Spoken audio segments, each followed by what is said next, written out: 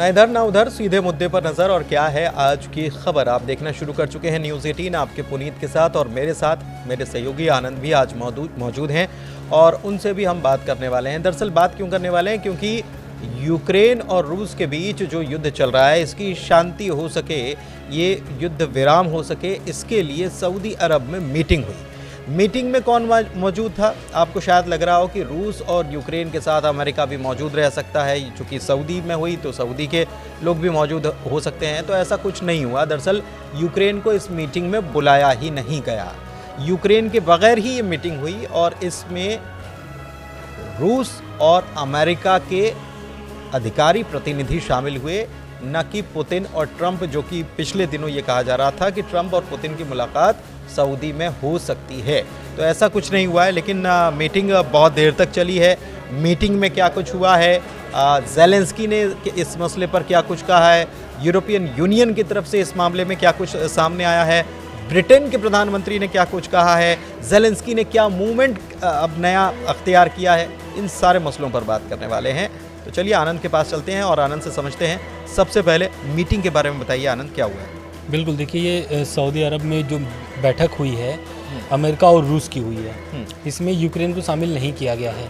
Ukraine इस meeting के पहले चिल्लाता रह गया कि मुझे भी बैठक में शामिल किया जाए, जो भी निर्णय लिया जा रहा है यूक्रेन युद्ध खत्म करने के लिए, उस बैठक में, उस रणनीति में यूक्रेन भी शामिल रहेगा। लेकिन ऐसा कुछ भी नहीं हुआ सऊदी अरब में। सऊदी अरब में ये बैठक हुई रूस और अमेरिका के बीच। रूस के 2 प्रतिनिधित्व थे और अमेरिका के 2 प्रतिनिधित्व थे। ये दोनों लोग 4 लोग की बैठक में करीब 4.5 घंटे बैठक हुई है। इस बैठक में पुतिन और ट्रम्प के बीच जो शर्तें रखी गई थी, जो फोन पे बातचीत हुई थी, उस शर्तों पर ही चर्चा हुई है। लेकिन अगला जो मीटिंग होने वाला है उसका अभी समय निर्धारित नहीं किया गया है कि अगला जो मीटिंग होगा वो कब होगा। लेकिन इस मीटिंग के बाद से यूक्रेन अभी बहुत ज़्यादा डिस्टर्ब हो चुका है, इसलिए क्योंकि यूक्रेन जो है शुरू से चिल्ला रहा था कि भाई मीटिंग में मुझे शामिल करिए, लेकिन अमेरिका ऐसा एक भी मौका नहीं दिया, या फिर यूक्रेन से एक बार पूछा भी नहीं कि भाई मैं रूस में मीटिंग करने, सऊदी अरब में मीटिंग करने जा रहा हूँ। तो ऐसा कुछ यही तो है कि यूक्रेन और रूस के बीच वॉर चल रहा है, और इसमें जो शांति समझौते पर बात हो रही है, अमेरिका रूस से अलग बात कर रहा है। यूक्रेन से जो बात हुई है, माना जा रहा है कि वो हमने जो पिछली बातें की थी, क्या ट्रंप ये कहना चाह रहे हैं कि हमने जो पिछली बातें की थी हम उसे ही मानकर चल रहे हैं और हम बात कर लेंगे रूस से? बिल्कुल, ट्रंप देखिए शुरू से ही स्पष्ट हैं, जब से आए हुए हैं 20 जनवरी से वो एकदम एक्शन मोड में है, और लगातार आप देख रहे हैं रूस यूक्रेन हो चाहे इजराइल हमास हो, दोनों पर एकदम नज़र बनाए रखे हुए हैं। और रूस यूक्रेन वाले पे तो बहुत ज़्यादा एक्शन नहीं, लेकिन ये एक चीज़ मैं आनंद, ये कुछ चीज़ें समझ में इसलिए नहीं आती हैं क्योंकि कई सारी बात ऐसी होती है जो ट्रंप कह तो देते हैं, लेकिन बाद में होता उसका कुछ अलग ही है। ट्रंप कहते हैं कि हम सऊदी अरब में वो खुद मिलेंगे, पुतिन से मिलेंगे, बात करेंगे। बिल्कुल वो ट्रंप ये कहते हैं। फिर बाद में सऊदी अरब में मुलाकात तो होती है, लेकिन रूस के प्रतिनिधि मौजूद रहते हैं, पुतिन मौजूद नहीं रहते हैं, और न ट्रंप भी खुद मौजूद नहीं रहते। हमें लग रहा है कि देखिए वो नाटो को भाप रहे हैं ट्रंप, इसलिए क्योंकि देखिए नाटो में शामिल होना चाहता है यूक्रेन, और ट्रंप भी साफ बोल दिए कि यूक्रेन अब नाटो में नहीं शामिल होगा। अब नाटो की जो यूरोपीय जो देश नहीं, लेकिन यूरोपियन यूनियन जो है, यूरोपीय देश जो हैं, उनको भी सबसे बड़ी बात यह है कि यूक्रेन ऐसा मसला है जो कि जिसका फैसला केवल अमेरिका तो नहीं कर सकता, उसके लिए यूरोपियन यूनियन और तमाम यूरोपीय देश जो हैं उनको भी कॉन्फिडेंस में लेना पड़ेगा, यूक्रेन को भी कॉन्फिडेंस में लेना पड़ेगा, लेकिन ये ऐसे कॉन्फिडेंस में लेते दिखाई नहीं दे रहे हैं। बिल्कुल, अमेरिका बिल्कुल अलग रहा। पर सबसे बड़ी बात यह है कि ज़ेलेंस्की ये कहते हैं कि यूरोपियन यूनियन या यूरोपियन देश जो हैं उनको साथ में लीजिए, हमको साथ में लीजिए, बात करिए, लेकिन अमेरिका रशिया से अकेले बात कर लेता है। बिल्कुल, देखिए यही तो जब पुतिन से बात हुई थी ट्रंप की, तो 90 मिनट की बात हुई थी। इस बातचीत के दौरान यूक्रेन से भी ट्रंप ने बात किया था, लेकिन अभी जो ज़ेलेंस्की का बयान आ रहा है वो अमेरिका विरोधी आ रहा है बयान।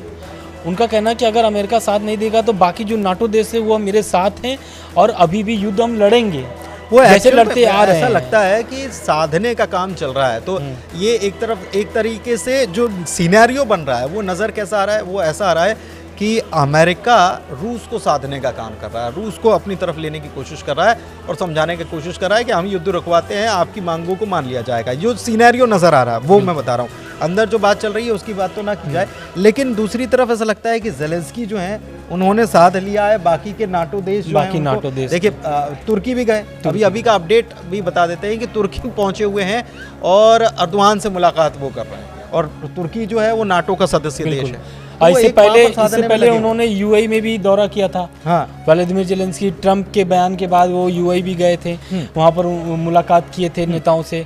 लेकिन अभी जो इस सब बीच आ रहा है, एक बयान और आ रहा है कि यूक्रेन की धरती पर ब्रिटेन की सेना उतरेगी। ऐसा इसलिए बोला जा रहा है कि यूक्रेन जो है, ब्रिटेन जो है वो यूक्रेन का अभी भी साथ दे रहा है। हालांकि नाटो के जो और सदस्य वो साथ अभी भी साथ में खड़े हैं, ऐसा नहीं है। ब्रिटेन के प्रधानमंत्री ये कह रहे हैं कि अगर जैसे शांति की बात हो जाती, शांति समझौता हो जाता है, तो फिर वो सुरक्षा की गारंटी जिसका जिक्र करते हैं यूक्रेन के राष्ट्रपति वोलोदिमीर ज़ेलेंस्की की, हमारी सुरक्षा की गारंटी का क्या?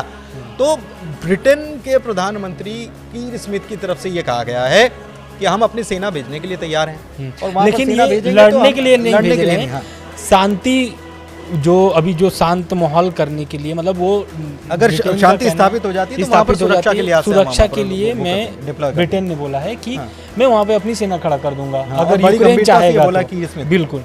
और उसके साथ साथ अब फ्रांस भी साथ में आ रहा है। हाँ, सबसे बड़ी बात यह है कि ये जो मीटिंग जिसका जिक्र आप कर रहे हैं, मीटिंग आज एक तो सऊदी में हुई और 4.5 घंटे के आसपास की मीटिंग हुई। इसमें क्या कुछ हुआ ये भी हम आपको बताते हैं, लेकिन इसके पहले भी एक मीटिंग हुई, और वो मीटिंग हुई एक दिन पहले फ्रांस में, पेरिस में, और ये इमैनुअल मैक्रों ने ये मीटिंग बुलाई थी। बिल्कुल। क्यों बुलाई ये मीटिंग, क्यों बुलानी पड़ गई?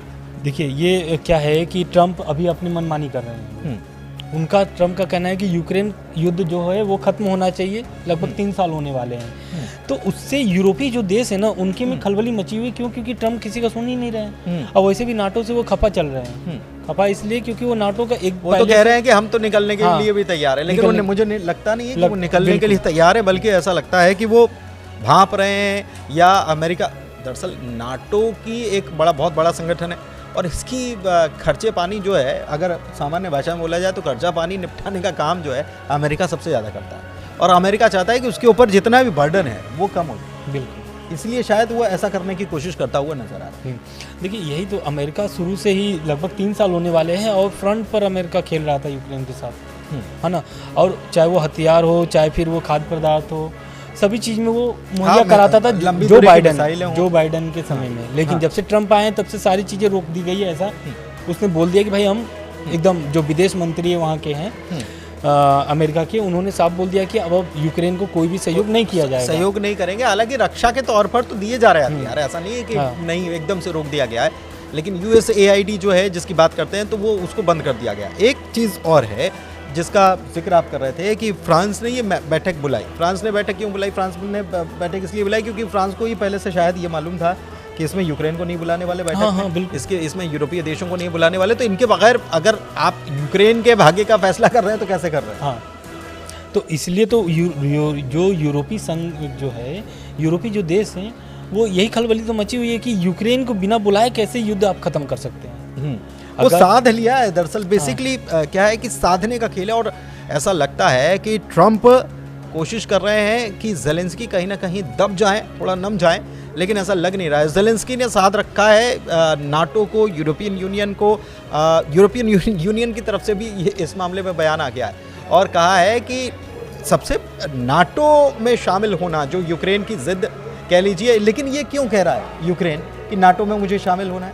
आनंद, पूरा तो यही बात था ना असल में। दरअसल जिस तरीके से रूस 2014 में कुछ ज़मीन यूक्रेन का हथियार लिया था, तो यूक्रेन का साफ कहना है कि भाई जो रूस की जो दादागिरी चल रही है बॉर्डर पर, उसको ख़त्म करने के लिए वो नाटो में शामिल होना चाह रहा था। नाटो में शामिल हो जाएगा तो उसके साथ 32 देश जो है कि युद्ध लड़ने के लिए तैयार हो जाएंगे। 32 देश हर जो आपदा विपदा आएंगे उसमें खड़े रहेंगे यूक्रेन के साथ। तो बहुत सारी जो सुविधा है वो नाटो की तरफ से मिलेगी यूक्रेन को, वो इसलिए शामिल होना चाहता है। रूस यही नहीं चाहता कि यूक्रेन नाटो में शामिल हो, बल्कि ये जो 4.5 घंटे जो मीटिंग हुई है सऊदी अरब में, इसमें भी अमेरिका की तरफ से और रूस की तरफ से जो बातचीत हुई है उसमें रूस की तरफ से बयान निकल कर आया, और रूस ने कहा है कि केवल ये नहीं चलेगा कि हम उसको शामिल नहीं होने देंगे या आपको शामिल नहीं होना, यानी यूक्रेन, अमेरिका ये कह रहा है कि यूक्रेन नाटो में शामिल नहीं हो सकता, लेकिन रूस की तरफ से ये कहा जा रहा है कि केवल इतना कहने से काम नहीं चलने वाला। 2008 में आपने ये तय किया था कि जॉर्जिया और यूक्रेन दोनों को आप नाटो में शामिल करेंगे, और आपने इस बात की प्रतिज्ञा ली थी।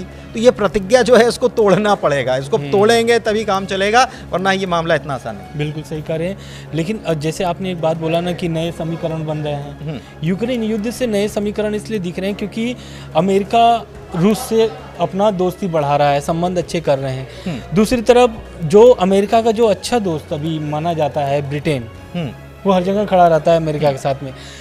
आज के समय में ब्रिटेन यूक्रेन के साथ में है, और सबसे बड़ी बात ये है कि ब्रिटेन यूक्रेन के साथ में आज के समय नहीं बल्कि पहले से भी है। जैसे अमेरिका अगर मदद करा तो ऐसा नहीं कि आनंद अमेरिका ही इस बयान के बाद अगर बिल्कुल सब चीज दे रहा था, लेकिन इस बयान के बाद भी या फिर अमेरिका के एक्शन के बाद भी ब्रिटेन अभी नहीं पलटा हुआ है। मतलब डोनाल्ड ट्रंप चाहते हैं कि बाकी सारे भी जो है कॉन्फिडेंस में लगता है कि डोनाल्ड ट्रंप ने ब्रिटेन या फ्रांस को लिया नहीं है, तभी फ्रांस इस प्रकार, क्योंकि बात ये नहीं है, बात यह है कि अगर ये पूरा यूक्रेन की जो अभी जो मौजूदा स्थिति है, रूस ने बहुत सारी ज़मीन पर कब्जा कर लिया है, और अगर इस परिस्थिति में ये अगर शांति समझौता हो जाता है तो इमैनुअल मैक्रों भी समझ रहे हैं और ब्रिटेन के कीर स्मिथ भी समझ रहे हैं कि ये एक प्रकार से नाटो की भी हार होगी। बिल्कुल, और नाटो का दबदबा, नाटो की ताकत जो है उसको कम आंका जाएगा, रूस के आगे ऐसा लगेगा कि झुक गया। देखिए यही तो है, नाटो अपनी ताकत दिखाने के लिए तो 3 साल से युद्ध लड़ रहा है, लेकिन इस युद्ध में अभी तक कोई भी ऐसा निष्कर्ष नहीं निकला, कोई चेत ही नहीं पा रहा है भाई कि युद्ध कब खत्म करना है। अब ट्रंप आए हुए हैं पूरे तरीके से, वो एक्शन मोड में भाई कि खत्म करना है युद्ध। 32 देश नाटो में हैं, चाहता तो वो लोग युद्ध कब का ही खत्म कर देता, क्योंकि यूक्रेन के पास उतनी क्षमता नहीं है कि वो अकेले लड़ पाए जंग। लेकिन आज के समय में वो लगभग 3 साल होने वाले, वो अभी भी लड़ रहा है किसके दम पर, अमेरिका और नाटो के दम पर। लेकिन अब अमेरिका हाथ खड़ा कर दिया है, तो कहीं न कहीं नाटो पर दबाव बन रहे हैं, यूरोपीय देश में दबाव बन रहे हैं। अमेरिका ने भी ये कह दिया था। सबसे बड़ी बात ये है कि अमेरिका ने क्या कहा, अमेरिका ने यूक्रेन को कहा कि आप जो है हमारे भरोसे मत रहो, बल्कि ये यूरोपियन देशों की भी जिम्मेदारी है। तो यूरोपियन देशों की जिम्मेदारी जब अमेरिका ने कहा, तो यूरोपियन देशों ने ऐसा नहीं कहा कि हाँ झटक लिया जाए, बल्कि यूरोपियन देश जो हैं वो तैयार हैं कि हाँ हम जिम्मेदारी लेने के लिए तैयार हैं। एक चीज़ और, यूरोपियन यूनियन की तरफ से क्या कुछ कहा गया, इस बात को मैं यहाँ पर कहना ज़रूरी है। दरअसल यूरोपियन यूनियन की चीफ हैं उर्सुला वॉन डेर लेन, उन्होंने अमेरिकी दूत कीथ केलॉग से ये बात की और कहा कि यूरोप ने किसी अन्य की तुलना में यूक्रेन को सबसे ज़्यादा मदद आर्थिक तौर पर और सैन्य रूप से दी है, और हम आगे और कदम बढ़ाएंगे, एक कदम और आगे बढ़ाएंगे, और यूक्रेन के लिए न्याय संगत स्थायी शांति प्रदान करने के लिए अमेरिका के साथ हम साझेदारी करना चाहते हैं। मतलब ये भी कहा कि अमेरिका भी आके साथ में खड़ा हो, ये भी कहा है कि खड़ा हो, और अभी का टाइम जो है बड़ा क्रूशियल टाइम है, ये भी उन्होंने कह दिया कि अभी क्रूशियल टाइम है, तो अभी आपको ऐसा नहीं करना चाहिए। एक प्रकार से ये पूरा जो हो रहा है ना, ये संदेश अमेरिका को देने की कोशिश की जा रही है, क्योंकि रूस तो अपनी जगह अपनी बात पर कायम भी है। बिल्कुल, तो देखिए अब ट्रंप भी तो अपना कुछ रणनीति बना करके आए हुए हैं, उनका 100 दिन का टारगेट है। हाँ, अब वो 100 दिन के टारगेट को अपने वो एकदम निशाने पर रखे हुए हैं कि भाई ये जो 100 दिन का टारगेट है, इसी टारगेट के अंदर में युद्ध खत्म करना है, क्योंकि वो इजराइल और हमास वाले में तो कोई दबाव ही नहीं हुआ, सीज फायर कर दिया गया। हाँ, हिजबुल्ला का पहले ही हो गया था, हिजबुल्ला और इजराइल का बचा था, हमास और इजराइल, ये दोनों का भी हो गया। अब आखिरी जो बचा हुआ है, लगभग जो 3 साल से युद्ध चल रहे हैं रूस यूक्रेन का, उस पर भी सोच रहे हैं कि कैसे भी करके वो खत्म हो जाए। लेकिन आज की जो हाई लेवल मीटिंग थी सऊदी अरब में, इस मीटिंग के बाद से अब यूक्रेन का क्या बयान आता है, क्योंकि जेलेंस्की पहले से ही बहुत सारे गुस्से में है अमेरिका को लेकर के कि भाई वो कुछ कर भी नहीं पा रहे हैं, क्योंकि मदद भी मिल रही है, तो वो इतने खुलकर बयानबाजी नहीं कर पा रहे हैं। यूक्रेन छोड़ करके सभी देशों में वो घूम भी रहे हैं। हाँ, चाहे वो यूएई हो, चाहे तुर्की हो, अभी तुर्की में है। हाँ, इसके पहले रविवार को यूएई में गए थे। वो सऊदी भी जा सकते हैं, ऐसा खबरें हैं कि सऊदी जा सकते हैं। उन्होंने बोला कि वो जा सकते हैं, लेकिन उन्होंने बोला कि हमको इस बातचीत के लिए तो नहीं बुलाया गया। सबसे बड़ी बात यह है कि बातचीत के लिए नहीं बुलाया गया। लेकिन तुर्की में उन्होंने क्या कुछ कहा है ये देखिए, बहुत ज़रूरी है। हम उम्मीद करते हैं कि सुरक्षा गारंटी अमेरिका, यूरोपीय संघ, तुर्की और पूरे यूरोप के द्वारा प्रदान की जाएगी। हम किसी भी हाल में अपने अस्थायी रूप से कब्जे वाले क्षेत्रों को रूस के हिस्से में मान्यता नहीं देंगे, रूस के रूप में हम मान्यता नहीं देंगे, क्योंकि हमारे इलाके जो हैं उनके ऊपर रूस ने कब्जा कर लिया, तो हम ये नहीं कहेंगे कि रूस ने कब्जा कर लिया तो वो रूस हो गया। वो हमारा हिस्सा है और हम मतलब पहले वाली पोजीशन चाहते हैं। बिल्कुल, देखिए यही तो इस बयान जब ये ट्रम्प ने जब धमकी दी थी कि यूक्रेन कभी भी रूस में शामिल हो सकता है, तो इसके बाद जब यूक्रेन के जो राष्ट्रपति हैं जेलेंस्की, उनका बयान आता है, वो बोलते हैं कि हम ज़मीन का अदला बदली करने के लिए तैयार हैं। आज का जो इनका बयान है तुर्की वाला, और उससे बयान से तुलना किया जाए तो उनका अभी भी वही मांग है कि भाई जो कब्जे में है रूस के वो मुझे ज़मीन दीजिए। लेकिन अमेरिका बोलता है कि जो आपका जो लगभग 3 साल से जो युद्ध चल रहा है, इसमें जो जमीन गई है वही मिलेगा। 2014 वाला जो बॉर्डर है उस पर मैं कोई बात नहीं करूंगा। परिस्थिति ये बन रही है ना कि अमेरिका के राष्ट्रपति डोनाल्ड ट्रंप और जेलेंस्की दोनों के बीच में ऐसा चल रहा है कि तुम डाल तो हम पात क्योंकि ये ट्रंप की तरफ से ये कहा गया कि वो $500 बिलियन के खनिज जो हैं, खनिज उत्पाद, वो हमको देना चाहिए।